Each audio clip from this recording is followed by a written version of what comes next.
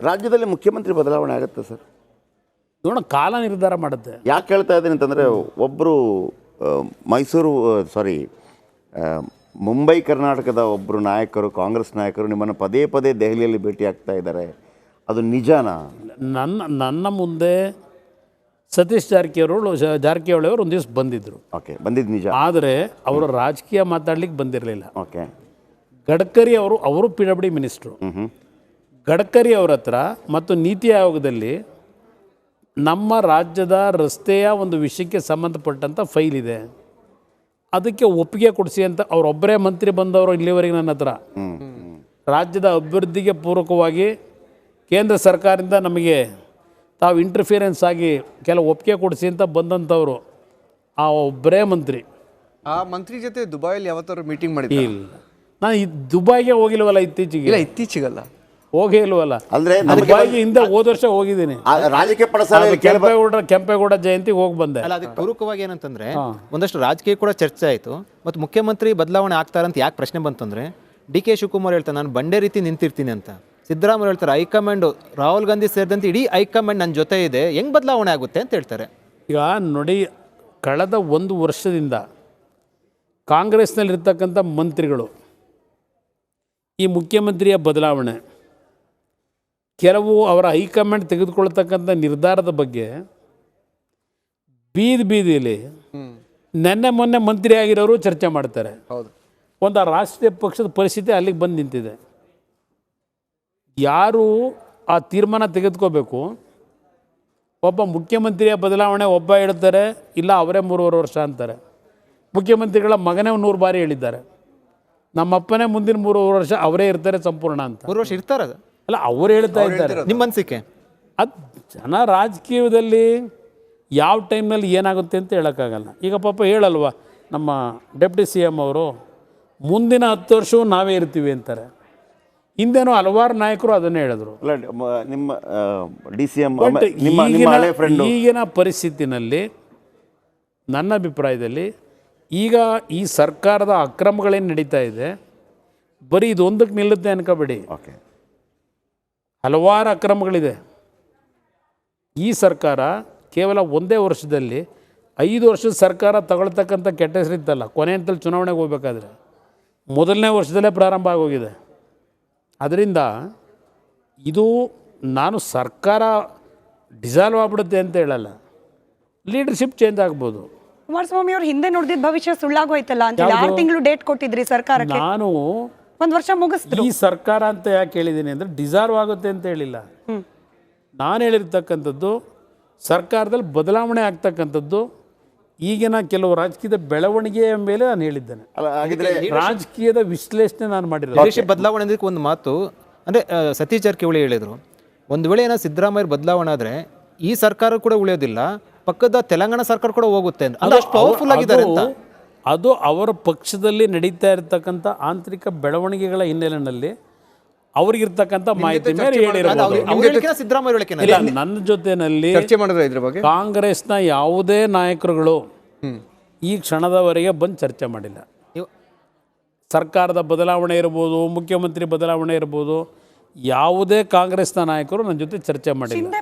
ಆದರೆ ಅವರವ್ರ ಪಕ್ಷದಲ್ಲೇ ಅದು ಯಾತಿಗೆ ನಾನು ಹೇಳಿದೆ, ಎಷ್ಟು ಜನ ಮಂತ್ರಿಗಳು ಏನೇನು ಹೇಳಿಕೆ ಕೊಟ್ಟಿದ್ದಾರೆ ನೀವೇ ತೋರಿಸಿದಿರಿ.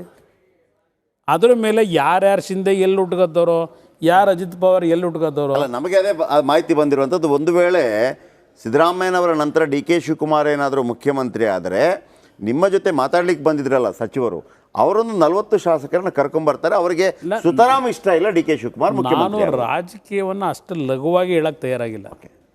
40-45 ಜನ ಒಂದು ಡಿವೈಡ್ ಮಾಡಿ ಹೊರಗಡೆ ಬಂದುಬಿಡ್ತಾರೆ ಅಂತಕ್ಕಂಥದ್ದು ಹೇಳಿದ್ರೆ ಬಾಲಿಶ ಆಗುತ್ತೆ ನನ್ನ ಅಭಿಪ್ರಾಯದಲ್ಲಿ. ಅದರ ಜೊತೆಗೆ ನಾನು ಹೇಳ್ತಕ್ಕಂಥದ್ದು, ಆಲ್ರೆಡಿ 45 ಜನ ಅಲ್ಲಿಂದ ಬಂದರು, ಯಾವ ಆಡಳಿತ ಕೊಡಲಿಕ್ಕೆ ಸಾಧ್ಯ ನೀವು? ಆ ರೀತಿಯ ಒಂದು ಸೆಟಪ್ ಮಾಡ್ಕೊಂಡು ರಾಜಕೀಯದಲ್ಲಿ ಒಂದು ಹೊಸ ಸರ್ಕಾರ ಮಾಡೋದಕ್ಕೆ ಹೋದರೆ, ಈಗಲೇ ರಾಜ್ಯ 10 ವರ್ಷ ಹಿಂದಕ್ಕೆ ತಗೊಂಡೋಗಿದ್ದೀವಿ. ರಾಜ್ಯ ಇವತ್ತು ಸಂಪತ್ತು ಭರಿತವಂಥ ರಾಜ್ಯ ಇದು. ಇವತ್ತು ಡೆವಲಪ್ಮೆಂಟ್ ಅನ್ನೋದಿಲ್ಲ, ಸಂಪೂರ್ಣ ನಾಶ ಆಗಿದೆ. ಈ ಪರಿಸ್ಥಿತಿ ತಂದಿಟ್ಟಿದ್ದೇವೆ. ಸಿದ್ದರಾಮಯ್ಯನವರ ಒಂದು ವೇಳೆ ಕೆಳಗಿಳಿಬೇಕಾದ ಅನಿವಾರ್ಯತೆ ಬಂದರೆ ಡಿ ಕೆ ಶಿವಕುಮಾರ್ ಮುಖ್ಯಮಂತ್ರಿ ಆಗುವ ಸಾಧ್ಯತೆ ಇದೆಯಾ? ಬಿಡ್ತಾರಾ? ಅದು ಅವ್ರ ಪಕ್ಷಕ್ಕೆ ಸೇರಿದ, ನಾನು ಆಗ್ತಾರೋ ಆಗಲ್ಲ ಅಂತ ನಾನು ಯಾಕೆ ಹೇಳಲಿ? ಓಕೆ, ಅವ್ರ ನಿರ್ಧಾರಗಳು ಅವ್ರು ಮಾಡ್ಕೋತಾರೆ. ಮೂಡ್ ಆಫ್ ಫೈಲ್, ಇದು ರಿಪಬ್ಲಿಕ್ ಎಕ್ಸ್ಪೋ. ಇವತ್ತು ರಿಪಬ್ಲಿಕ್ ಕನ್ನಡದಲ್ಲಿ ಬಹಿರಂಗವಾಗ್ತಾ ಇರುವ ಈ ಒಂದು ಡಾಕ್ಯುಮೆಂಟ್ ಓಪನ್ ಚಾಲೆಂಜ್ ಯಾವುದೇ ಮಾಧ್ಯಮದ ಬಳಿಯಲ್ಲೂ ಕೂಡ ಈವರೆಗೂ ಇಲ್ಲ. ಸಿದ್ದರಾಮಯ್ಯನವರ ಪತ್ನಿ ಪಾರ್ವತಿಯವರು ಈ ದಾಖಲೆ ಹೇಳೋ ಪ್ರಕಾರ ನಮಗೆ ಇದೇ ಜಾಗ ಬಡಾವಣೆಯಲ್ಲಿ ಕೊಡಿ ಎಂದು ಕೇಳಿದ್ದಾರೆ ಅಂತ ಮಾಹಿತಿ ಕೊಡ್ತಾ ಇದೆ. ರಾಜಕೀಯದಲ್ಲಿ ನಮ್ಮ ವರದಿ ಬಿರುಗಾಳಿ. ನೋಡ್ತೀರಾ ಡಾಕ್ಯುಮೆಂಟ್? ಬೇಕಾ ಡಾಕ್ಯುಮೆಂಟ್? ತಗೊಳ್ಳಿ ಆ ಡಾಕ್ಯುಮೆಂಟ್ ಈಗ ನಿಮ್ಮ ಮುಂದೆ.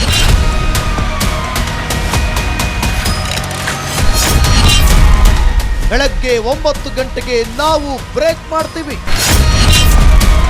2 ಗಂಟೆಯ ನಂತರ ಉಳಿದವರು ಫಾಲೋ ಮಾಡ್ತಾರೆ. ಈ ಡಾಕ್ಯುಮೆಂಟ್ ರಿಪಬ್ಲಿಕ್ ಕನ್ನಡದಲ್ಲಿ ಪ್ರಸಾರ ಆದ ನಂತರ ಎಲ್ಲ ಚಾನೆಲ್ಗಳು ಕೂಡ ಈ ಡಾಕ್ಯುಮೆಂಟ್ಗಾಗಿ ತಡಕಾಡೋದು ಪಕ್ಕ.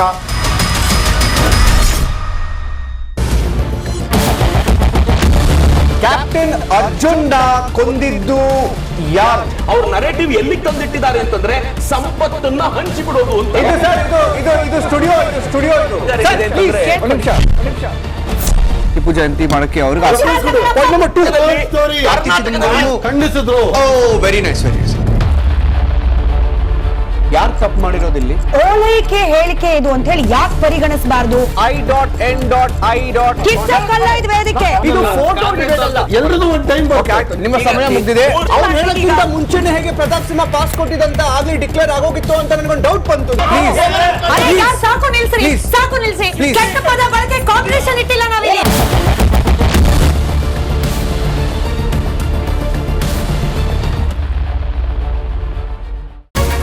ರಿಪಬ್ಲಿಕ್ ವರ್ಡ್ ಆ್ಯಪ್ ಇದು ಕೇವಲ ಅಪ್ಲಿಕೇಶನ್ ಅಲ್ಲ, ಸಮಗ್ರ ಸುದ್ದಿಗಳ ಸಂಪರ್ಕ ಮಾರ್ಗಕ್ಕೆ ಕ್ರಾಂತಿಕಾರಿ ಬದಲಾವಣೆ. ರಿಪಬ್ಲಿಕ್ ವರ್ಡ್ ಆ್ಯಪ್ ಕೇವಲ ಸುದ್ದಿ ಅಪ್ಲಿಕೇಶನ್ ಪರಿಚಯಿಸ್ತಾ ಇಲ್ಲ, ಬದಲಾಗಿ ಡಿಜಿಟಲ್ ಸುದ್ದಿ ಬಳಕೆಯ ಹೊಸ ಯುಗಕ್ಕೆ ನಾಂದಿ ಹಾಡ್ತಾ ಇದೆ.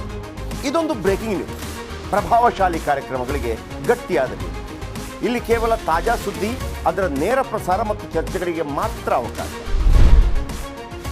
ರಿಪಬ್ಲಿಕ್ ವರ್ಲ್ಡ್ ಆ್ಯಪ್ ಡೌನ್ಲೋಡ್ ಮಾಡಿಕೊಳ್ಳಿ. ಗೂಗಲ್ ಪ್ಲೇಸ್ಟೋರ್ ಮತ್ತು ಆಪಲ್ ಆ್ಯಪ್ ಸ್ಟೋರ್ನಲ್ಲಿ ಲಭ್ಯವಿದೆ. ಮೂಡ್ ಆಫ್ ಫೈಲ್, ಇದು ರಿಪಬ್ಲಿಕ್ ಎಕ್ಸ್ಪೋ. ಇವತ್ತು ರಿಪಬ್ಲಿಕ್ ಕನ್ನಡದಲ್ಲಿ ಬಹಿರಂಗವಾಗ್ತಾ ಇರುವ ಈ ಒಂದು ಡಾಕ್ಯುಮೆಂಟ್ ಓಪನ್ ಚಾಲೆಂಜ್ ಯಾವುದೇ ಮಾಧ್ಯಮದ ಬಳಿಯಲ್ಲೂ ಕೂಡ ಈವರೆಗೂ ಇಲ್ಲ. ಸಿದ್ದರಾಮಯ್ಯನವರ ಪತ್ನಿ ಪಾರ್ವತಿಯವರು ಈ ದಾಖಲೆ ಹೇಳೋ ಪ್ರಕಾರ ನಮಗೆ ಇದೇ ಜಾಗ ಬಡಾವಣೆಯಲ್ಲಿ ಕೊಡಿ ಎಂದು ಕೇಳಿದ್ದಾರೆ ಅಂತ ಮಾಹಿತಿ ಕೊಡ್ತಾ ಇದೆ. ರಾಜಕೀಯದಲ್ಲಿ ನಮ್ಮ ವರದಿ ಬಿರುಗಾಳಿ. ನೋಡ್ತೀರಾ ಡಾಕ್ಯುಮೆಂಟ್? ಬೇಕಾ ಡಾಕ್ಯುಮೆಂಟ್? ತಗೊಳ್ಳಿ ಆ ಡಾಕ್ಯುಮೆಂಟ್ ಈಗ ನಿಮ್ಮ ಮುಂದೆ.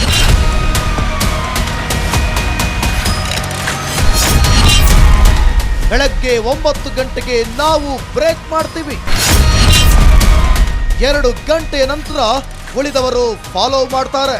ಈ ಡಾಕ್ಯುಮೆಂಟ್ ರಿಪಬ್ಲಿಕ್ ಕನ್ನಡದಲ್ಲಿ ಪ್ರಸಾರ ಆದ ನಂತರ ಎಲ್ಲ ಚಾನೆಲ್ಗಳು ಕೂಡ ಈ ಡಾಕ್ಯುಮೆಂಟ್ಗಾಗಿ ತಡಕಾಡೋದು ಪಕ್ಕ.